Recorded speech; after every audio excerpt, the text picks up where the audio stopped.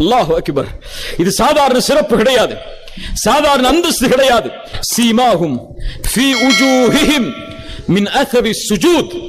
அல்லாஹு அக்பர், அல்லாஹு அக்பர். குர்ஆன் நபித்தோழர்களை எப்படி அறிமுகப்படுத்துகிறது பாருங்கள்.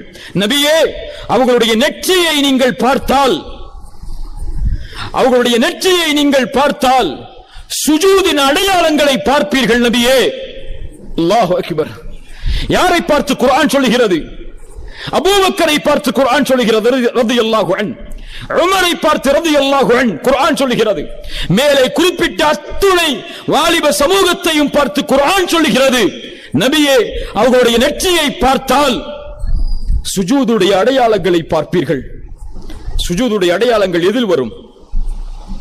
எதில் வரும்? எதில் வரும்?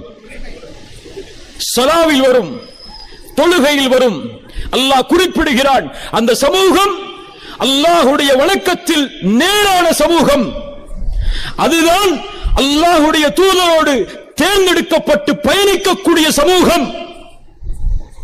தொழுகை இல்லாத, தொழுகையில் பொறுப்புக்காக இருக்கக்கூடிய, தொழுகையை அலட்சியப்படுத்தக்கூடிய சமூகத்திற்கும் அல்லாஹ்வுடைய தூதருடைய சமூகத்திற்கும் எந்த ஒரு சம்பந்தமும் இல்லை. குர்ஆன் சொல்லுகிறது, அல்லாஹ்வுடைய தூதருடைய நபிமொழி சொல்லுகிறது, அல்-அஹ்துல்லதி பைனனா வ பைனஹும் அஸ்-ஸலாஹ். எமக்கும் இறை மறுப்பாளர்களுக்கும் இருக்கக்கூடிய உடன்படிக்கை தொழுகைதான். யார் தொழுகையை பிரித்து பார்ப்பானோ, இஸ்லாமில் இருந்து தொழுகையை விடுவானோ, இந்த உடன்படிக்கையை மறுப்பானோ, ஃபக்கது கஃபர், அவன் இஸ்லாமை ஏற்ற காஃபிராகிறான். அல்லாஹ்வுடைய தூதருடைய வார்த்தை, சஹாபாக்களுடைய ஒட்டுமொத்த ஃபத்வா. அபூபக்கர் ரலியல்லாஹு அன்ஹு, உமர் ரலியல்லாஹு அன்ஹு என ஒட்டுமொத்த நபித்தோழர்களையும் இணைத்து பாருங்கள்.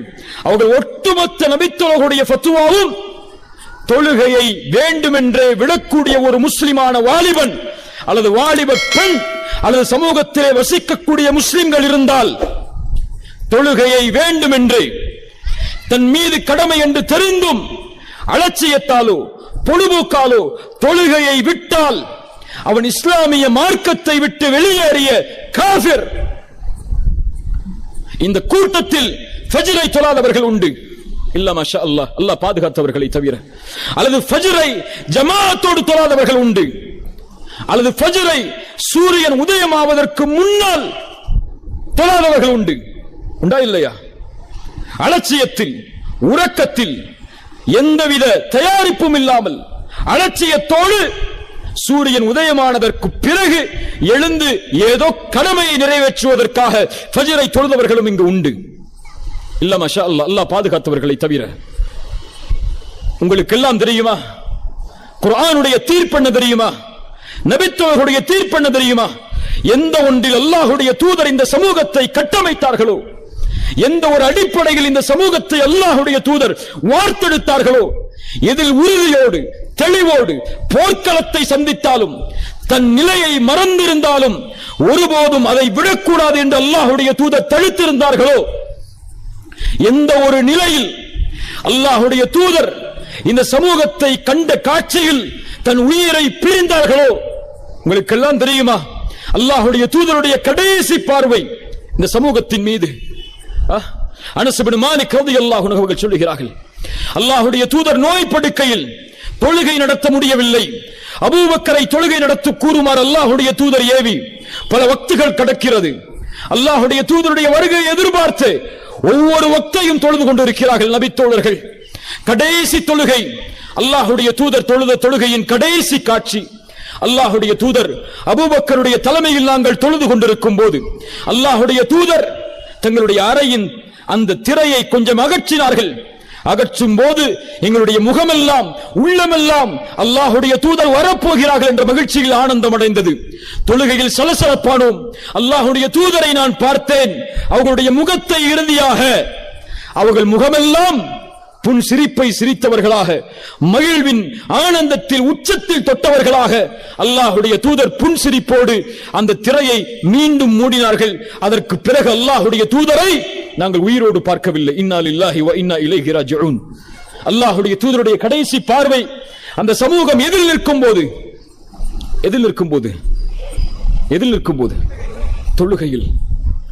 இந்த சமூகத்தை பார்த்தால் உயிரை தியாகம் செய்வதல்ல, உடைமைகளை தியாகம் செய்வதல்ல, ஊரை தியாகம் செய்வதல்ல, தன் நாட்டை துறப்பதல்ல, அல்லது தன் உறவுகளை வெட்டி வாழ்வதல்ல. அல்லாஹ்வுடைய தூதருடைய கட்டளையால் எந்த தியாகமும் இல்லாமல் வெறும் ஒரு நாளில் 5 வக்து தொழுகைகளை கூட நேரத்தை பேணி தொழக்கூடிய சமூகமாக ஒரு சமூகம் உருவாகவில்லை என்றால், அல்லது உருவாக்கவில்லை என்றால், அந்த சமூகம் வெற்றி அடைவதோ, கண்ணியத்தை அடைவதோ, உயர்வை அடைவதோ, அல்லது எதிரிகளுடைய சூழ்ச்சியில் அகப்படுவதை விட்டு வெற்றி அடைவதோ நடப்பதெல்லாம் பகல் கனவை கண்டு அந்த சமூகம் மடிவதை தவிர ஒரு வழி கிடையாது. அல்லாஹ் குர்ஆனிலே சொல்கிறான்,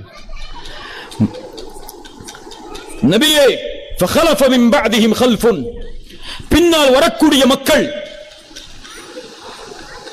உங்களை பின்தொடர்ந்து வரக்கூடிய மக்கள், அபாஉஸ் ஸலாஹ், தொழுகையை வீணடிப்பார்கள், வத்தபஉஷ் ஷஹவாத், இரண்டு தான் இன்று தலைப்பு. மனோ இச்சையை, ஷஹவாத்துகளை பின்பற்றி செல்வார்கள். ஃபஸௌஃப யல்கௌன கய்யா, அவர்களை அல்லாஹ் கய்யா என்ற நரக ஓடையை சங்கமிக்க வைப்பான்.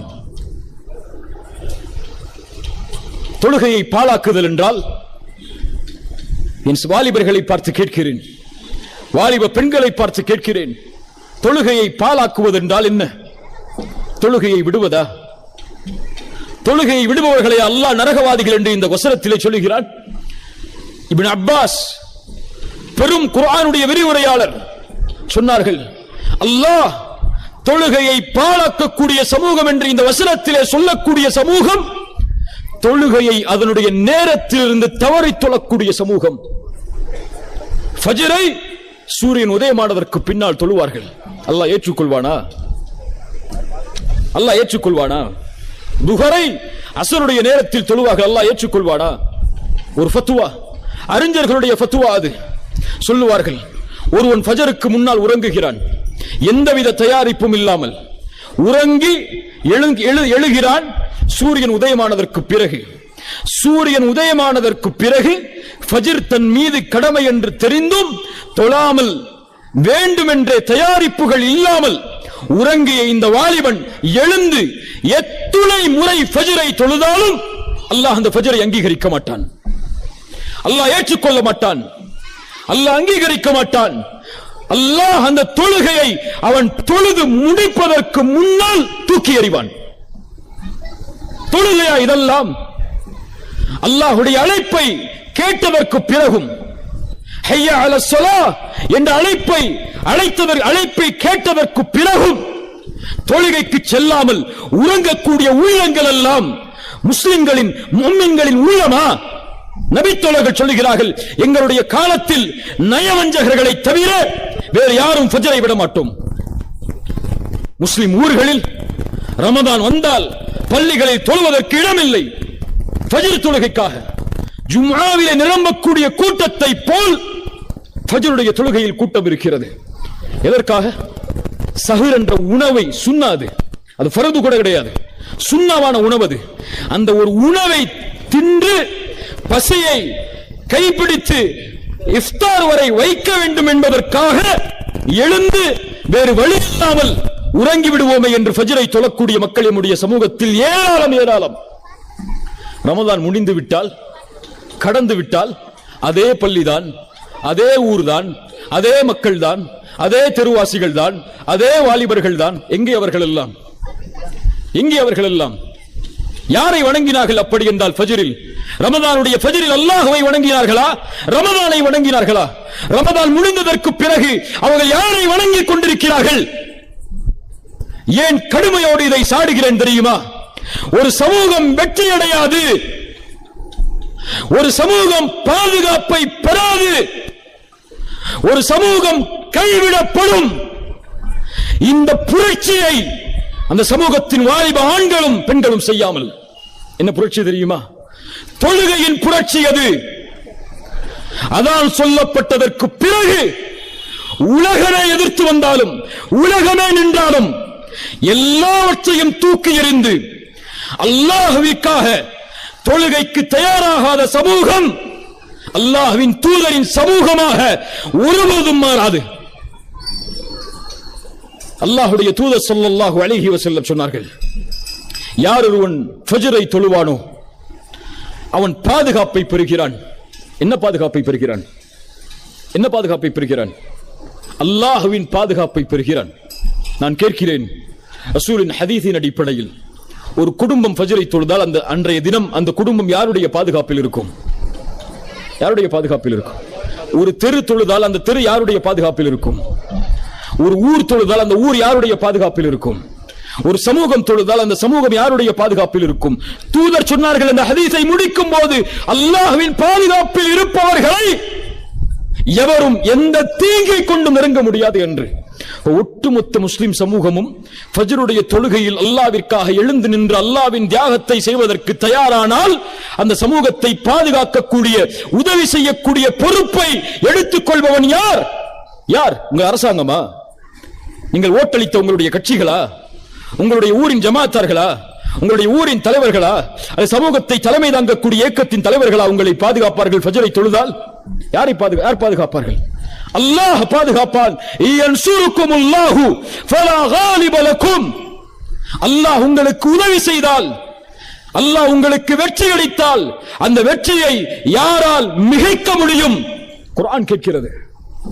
ரசூலுல்லாஹி ஸல்லல்லாஹு அலைஹி வஸல்லம் சொன்னார்கள், யார் தொழுகையை பாதுகாப்பாரோ அவர் நாளை மறுமையில் வெளிச்சத்தோடு, அல்லாஹ்வின் உதவியோடு, சாட்சியோடு, வெற்றியோடு வருவார்.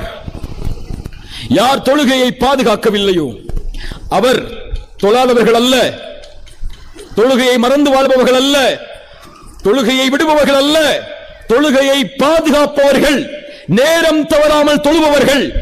யார் நேரம் தவறாமல் தொழுதார்களோ அவர்கள் நாளை மறுமையில் வெற்றியாளர்கள்.